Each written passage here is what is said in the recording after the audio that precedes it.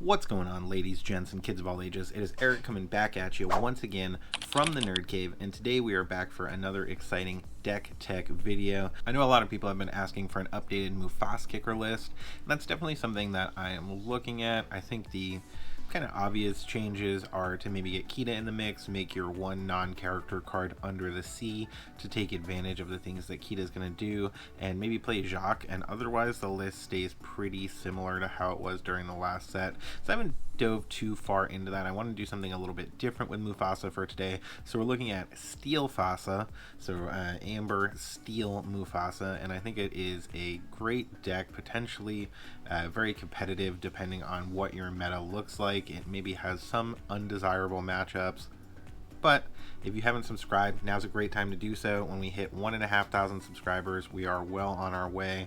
We're about 240 or so away. We're going to be giving away another booster box of Into the Inkland, so if you're excited for that, if you just jumped in during Ursula and still need more cards from the previous sets, it's going to be a great opportunity to win a booster box entirely for free. Keep in mind, if you are subscribed to the Patreon, that does earn you extra entries as well. So if you haven't checked out the Patreon, definitely check that out and get some other free stuff for being part of the Patreon, and you get to join in on the conversation and really affect the type of videos we're putting out on the channel. Without any further ado, let's talk about Steel Fasa. So the first card we're going to be playing, and you guys will recognize this from my Mufasa kicker deck, is going to be Pluto 0-2 for 1. Pay 1 less for the next character that you play. If you're putting out characters that your opponent needs to deal with instead of Pluto, Pluto can definitely stay alive. We're not as focused on the very early bodyguards to protect him, although it is possible, but we'll talk about that a little bit more later. But I still think Pluto's pretty good, even if you're not playing the shift line. Then the next one drop we're playing, and this is going to give away some of the stuff you may see later in the deck, is going to be Robin Hood 2-2 for 1, quest for 1, and is generally a shift target. Then another shift target hanging out over here. We do have 2 queens, same thing as Robin Hood, 2-2 for 1, quest for 1, and is a shift target. And then one more shift target to get into the beginning of the deck. I am playing 2 Cinderellas, again as a shift target for Cinderella Stouthearted, who I think is very good. When you play this character, you may draw a card and then choose and discard a card. It's a great way to get uninkables that are undesirable out of your hand. Like if you get a late game Pluto's really cool in the early game, but you don't want to be top decking into one of those when you don't have other cards. So sometimes hanging on to that instead of playing it, so that if you have a Cinderella, you can play her and use the Pluto as your discard option, can be the more relevant choice.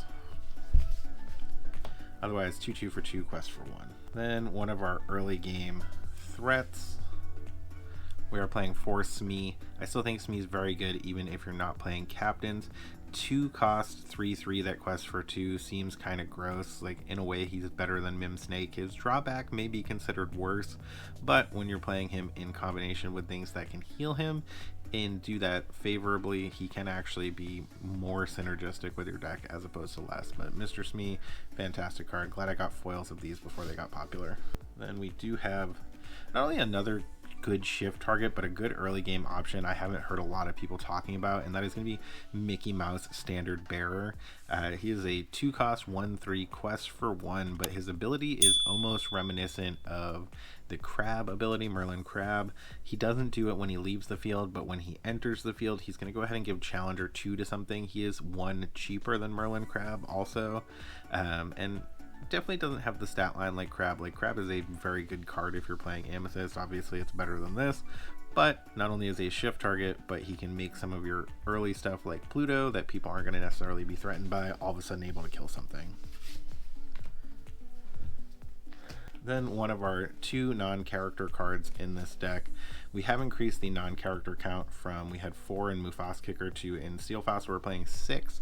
We didn't go crazy with it. There are some deck lists that are running even more than that, but I didn't think that would be favorable.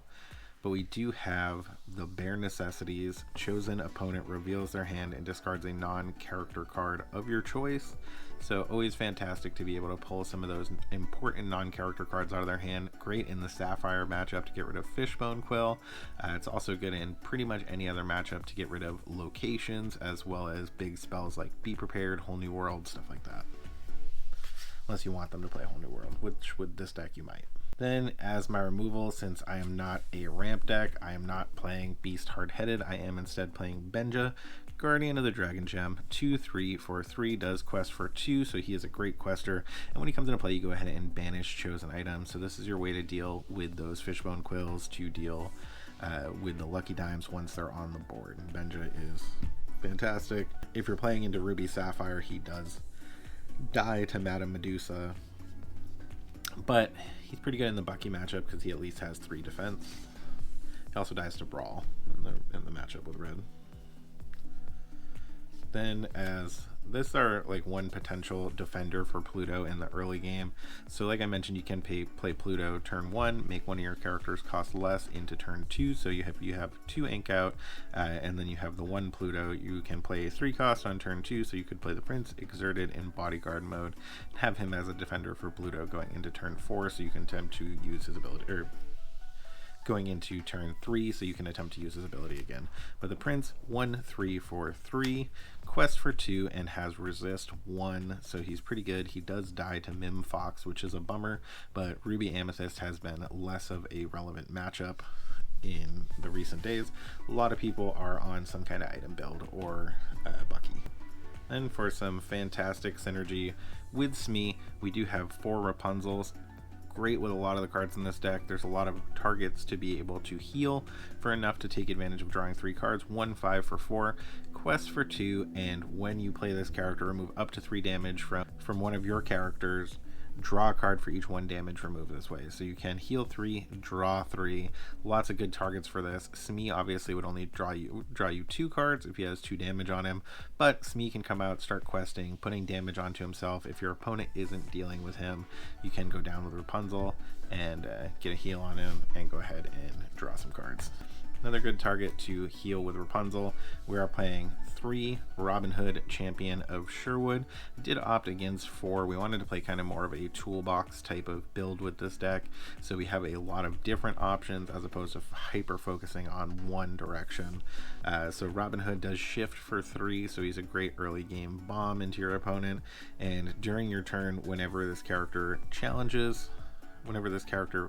another character in a challenge, you gain 2 lore, so he can gain his 2 lore without questing, which is fantastic. 3/6 stat line is really good. He does die to Maui, which is a bummer, but when this character is banished in a challenge, you may draw a card.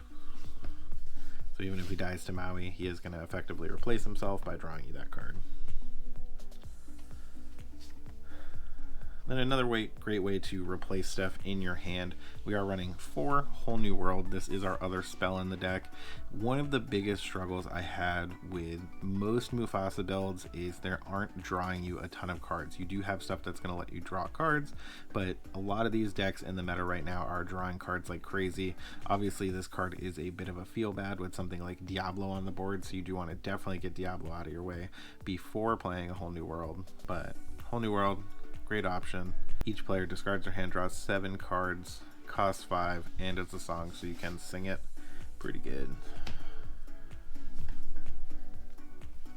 We do have our Shifter for the Queen. Only playing 2 of these. She is a 4/3 for 5, quest for 2. Whenever this character quests, each opposing character gets plus. Whenever this character quests, chosen opposing character gets -4 attack, and one of your characters gets +4 attack. Great way to take out your opponent's board without your characters dying.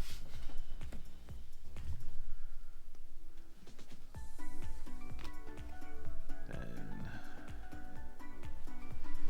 next up, we are playing 4 Beast Tragic Hero. 3/5 for 5, quest for 2.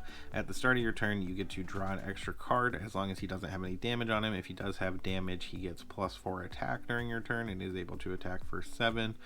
Been a staple of the meta for a long time. I don't need to explain how good this card is. Recently, seeing some spikes up around $60+ from what I've seen, which is kind of crazy. I'm glad I grabbed these when I did, when they were about half of that price, because they just seem to keep going up. But Beast Tragic Hero speaks for himself. Fantastic card. Great option to hit with Mufasa. And then speaking of which, the star of the show, we do have 4 Mufasa, 5 cost, 3/3, quest for 2. Whenever this character is banished, reveal the top card of your deck. If it's a character card, put into play Exerted. So just you know, speaks for himself. Great card. 3/3. Stat line's still weak, but still good. You just want him to die and replace himself with something else. Like one of these Tinkerbells. 6 cost, 4/5.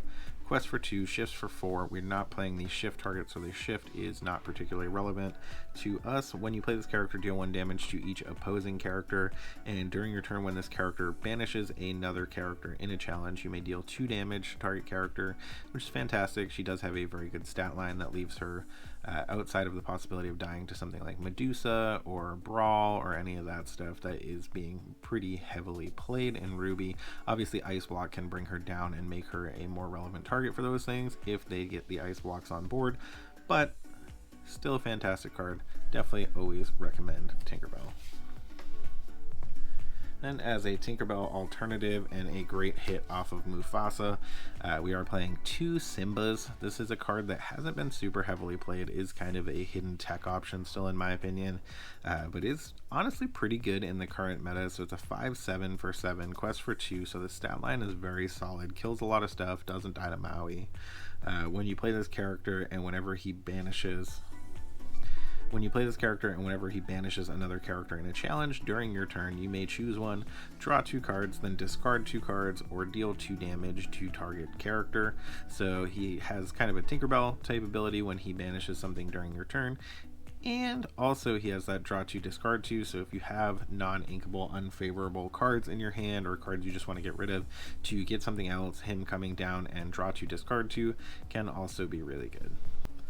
Then we do have the Shifter Cinderella for our little Cinderella, or for a possible Mufasa hit, can be really funny. 7 cost, 5/5, quests for 3, shifts for 5, resist 2, which is super relevant. Resist 2 is pretty gross. It makes her really hard to get off the board for a lot of things. She does not die to Maui because of it, who is the big threat. I know I keep bringing up Maui, but he is one of the biggest attackers in the game that can kind of come out of nowhere. And whenever you play a song, this character may challenge ready characters this turn. All 6 of our non-character cards are songs, so we don't have a ton of songs in the deck, but it is entirely possible you will be able to take advantage of that ability, and she's just a friggin' powerhouse. If you get her down early in the game, she can really mess things up for your opponent. We're playing a lot of big threats in this build. And another one of those, although he does die to Medusa, is going to be Mickey Mouse. 7 cost, 3/6, quest for 2, shifts for 5. So that's really what you want to be able to do, is shift him onto standard bearer to take advantage of his abilities right away. But he does have bodyguard and support. So not only can he bodyguard your characters, but if you can get him down, quest in with him immediately with a shift onto standard bearer, you can give something else +3 attack, which is fantastic. And when you play this character, if you use shift to play him, you may draw a card for each character with bodyguard you have in play. So that does include him, so you are going to have 1 bodyguard in play regardless of how that happened if you are able to shift him. And if you have something like the prince in play, I think that's really the only other bodyguard we're running. And if you have the other bodyguard that we're running, the prince in play, you could potentially be looking at drawing 2 cards. Just thought he was kind of an interesting tech option your opponents may not see coming, and something I wanted to try out. Then another fun hit for Mufasa is going to be Stitch, Carefree Surfer. Thankfully this one is inkable, but he does also cost 7 for 8, quest for 2, and when you play this character, if you have 2 or more other characters in play, you may draw 2 cards. That draw 2 cards can definitely swing the game and can help you out pretty heavily when you're already putting the pressure on your opponent. And the last card in the deck, the biggest bomb for Mufasa to hit, of course, is Chernabog. 9/9. He's also great in that you're playing 4 whole new worlds in this deck, so you can get your opponent kind of run down on their deck and then Chernabog all your characters back into your deck.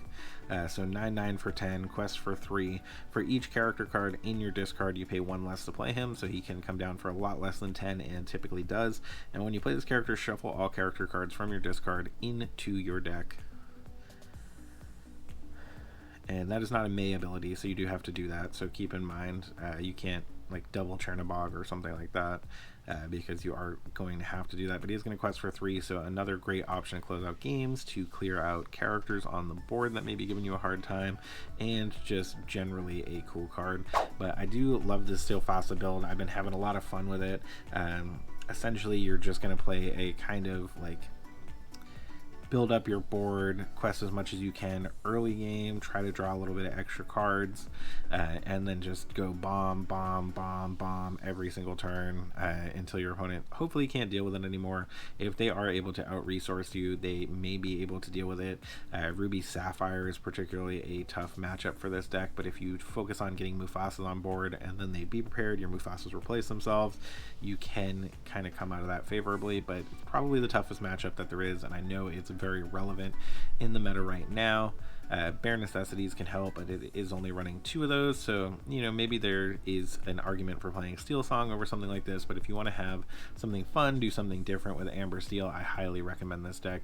It is a great time. It is obviously a little bit of an expensive deck to play because it is running Robin Hood, Beast, all that good stuff that is not cheap. Other legendaries, Rapunzel, Mufasa. So definitely need to have the cards to be able to play this deck. But if you want to check this deck out, or if you have played a similar deck, definitely tell me about it in the comments below. Make sure you're getting subscribed, like I mentioned before, to keep you able to get entered to win that booster box that is going to go off of comments. So make sure you're dropping comments on videos to get entries in future giveaways. Like I mentioned, we're a couple hundred subscribers away from 1,500, so we're getting very close. But thank you guys so much for the continued support, for tuning in, for commenting, for sharing your thoughts, for joining the Patreon. You guys have been an awesome community. And remember, when you see those toys, video games, and awesome Mufasa decks with Chernabog as the bomb off in the distance, it is not a mirage. You guys have a great day.